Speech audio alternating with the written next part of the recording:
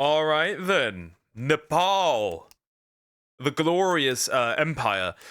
Nepal just elected their new government on Discord by Atozy. Well, does that mean that Nepal's prime minister is now a Discord mod, technically? Right? Anyways, we'll jump in. We'll see. Nepal just banned social media, and within days, the entire government collapsed. Parliament was on fire, and Gen Z just elected a new leader on Discord. Yes, you heard that right. The same app that most people talk about video games and hang out after work and school is now hosting. And a lot of weird shit is happening on, well, you get the idea, right?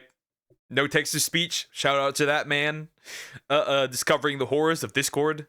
The political future of a country. I can honestly say I never expected to wake up to this headline from the New York Times, but here we are. Normally, I do not cover anything. Wait. Let me look. Let me read that. Nepal's social media ban backfires as politics moves to a chat room. The parliament of Nepal right now is Discord. A user said of the platform popular with video games where tens of thousands are debating the nation's future.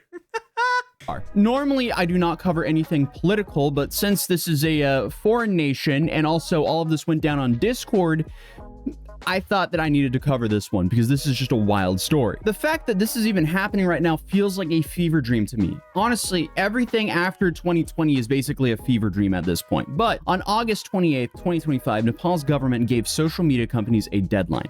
Register with the Ministry of Communication or set up a local compliance office or get shut down. It's kind of like what the US did with TikTok, but on a way larger scale. Instead of just one platform being told to comply with the government's safety standards, for lack of a better way of phrasing it, it was almost all of them. Facebook, Instagram, YouTube, Reddit, X, and so on, but obviously all of them ignored this, so on September 4th, the government pulled the plug, banning 26 major platforms overnight. The move was supposed to you banned the social media, and the people banned you. With fire. The more you know.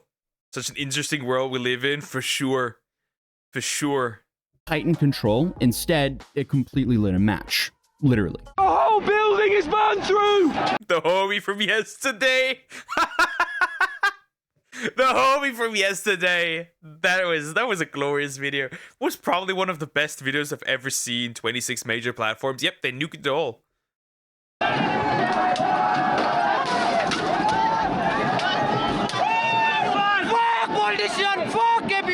People were furious, and by people, one particular group was the loudest, Gen Z. Basically, any media coverage here was labeled as the Gen Z revolution, which isn't surprising considering that that's the generation raised on the platforms that Nepal banned practically. Hey yo, UK citizens, how about it? How about it? How about you do that now with what happened in Nepal? By the way. Because you're technically experiencing similar things. It's just mass censorship instead of full bans. But hey, just a thought process. Overnight. Now, the social media ban was the immediate trigger, but this was not the only reason people got this mad.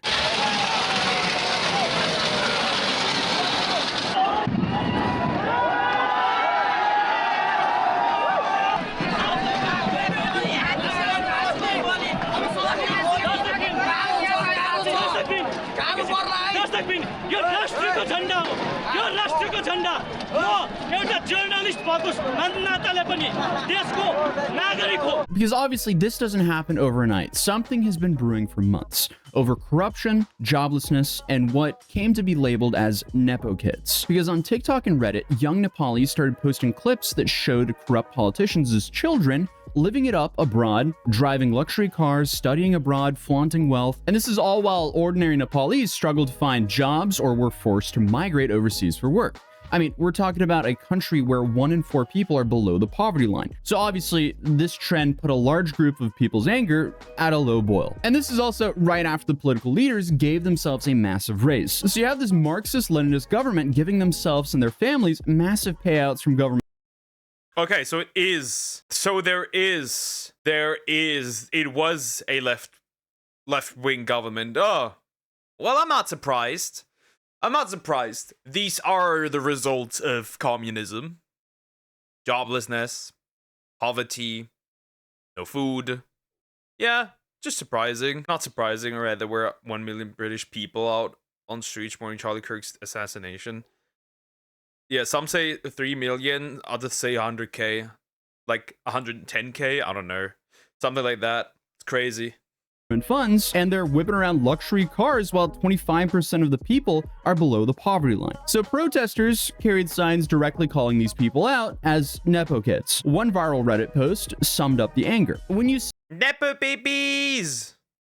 It was for UK riots. Yeah, I assumed that it made no sense that it would be Kirk, because that had nothing to do with it. True. see politicians as children, it feels like taxpayers' money has funded their luxury cars, foreign education, and lifestyle, while ordinary youths are forced to work hard abroad. And clearly, this resonated because Transparency International gave Nepal a corruption score of just 34 out of 100 in 2024, underscoring exactly what people were fed up with. For context, Norway is rated at an 81, the USA is a 65, and the United Kingdom is a 71. So 34 is definitely lacking compared to the Western world. So 34 is crazy. Immediately, Charlie was mentioned there because all the world talking about it. Yeah. I mean, it makes sense that he would be mentioned there too, obviously. It's just crazy. 30 below 40 is crazy. That is. Now I'm complaining about corruption here in Europe. when the government tried to ban Facebook, YouTube, and Instagram, it just wasn't about losing social media. It was about a generation that already felt ignored, broke, and betrayed by the same leaders who've been in charge for decades. And this is why these protests snowballed so fast. The social media blackout poured gasoline on the fire that was already burning. So when the ban hit, tens of thousands of Gen Z Nepalis stormed to the streets chanting, "Stop the ban on social media, stop the corruption, not social media." What started as a digital protest turned into full-blown riots.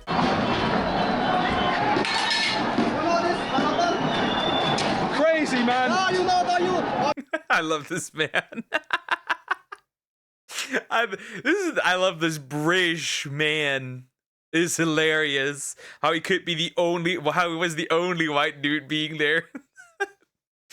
like visible as a rainbow colored dog. In Nepal, there's so many leaders, they are so corrupted, and that young is coming and they will do that. I heard, brother. I heard. I just realized that. This is crazy. Government deserve this. Actually, they deserve this. You know, we don't want to do this by our own choice. We are doing this because they deserve Yes, we can do it. We can Nepal youth can do it. This is for Nepal.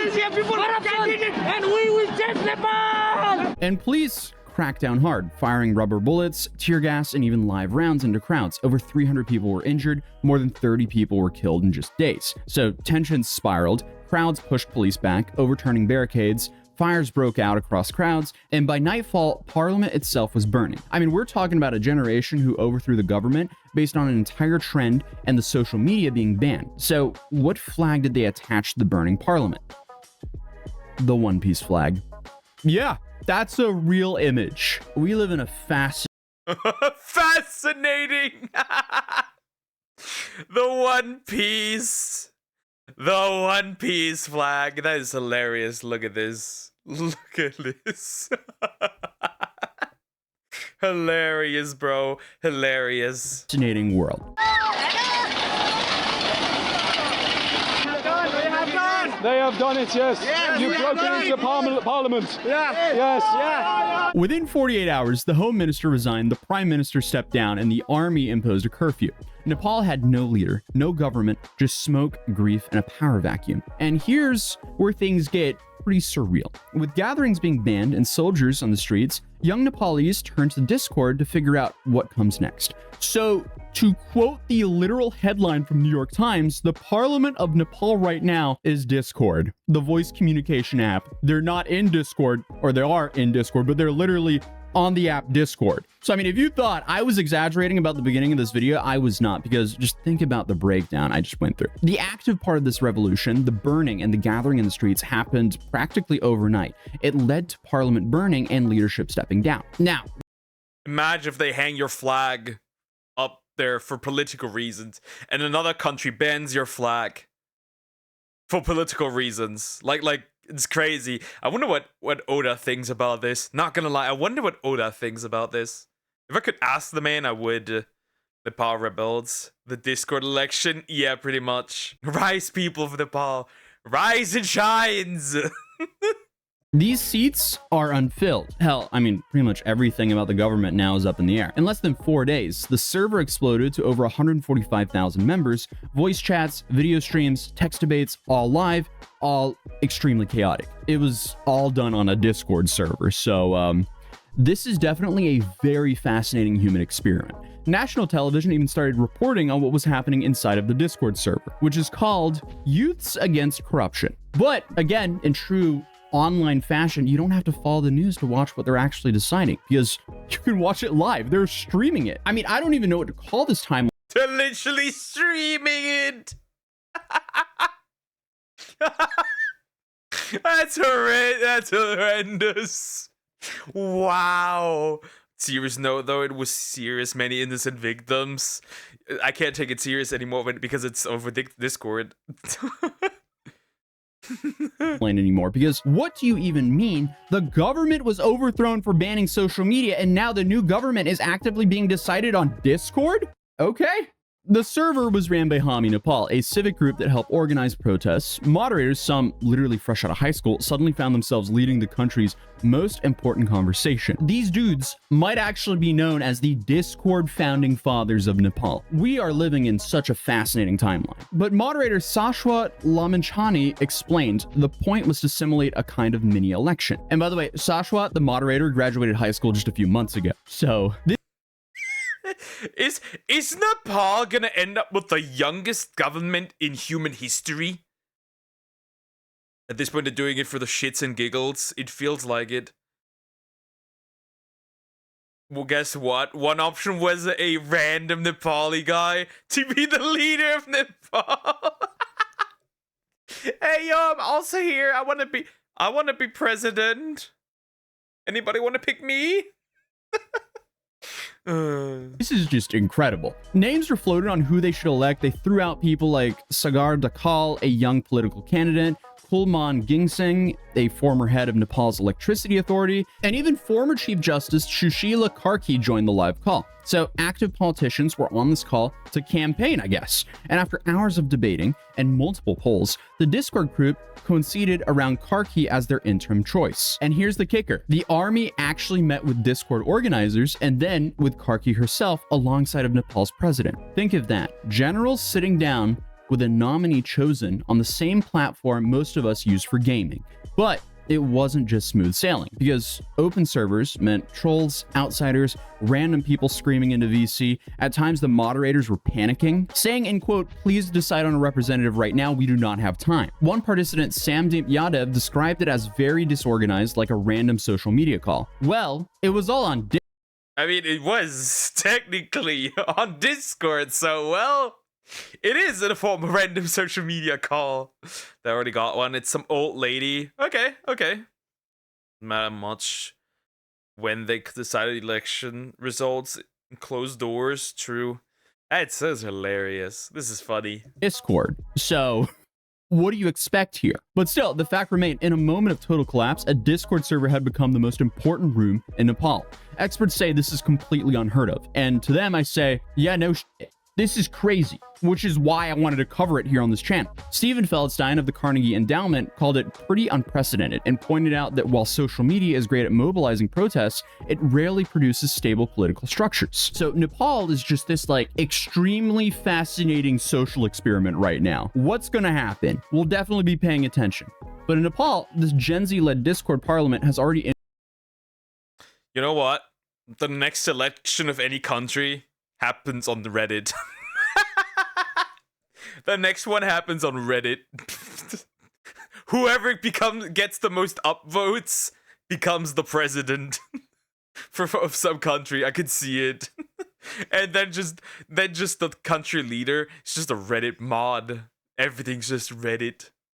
Influence the army and shape the next interim leaderships. So he can only critique it so much. So again, we just kind of have to wait and see what happens. The most ironic part is that the government banned social media to silence people and ended up making the internet the center of political power. So Nepal just became the first country where Discord helped elect a government. And by the way, now they have officially elected this lady. So I guess next time someone calls someone a Discord mod with no life, just remind them, hey, watch it. They might overthrow a government. Because in Nepal, that's exactly what happened. So hey, subscribe if you're new, drop a like if you enjoyed this breakdown. I'll see you guys in the next video.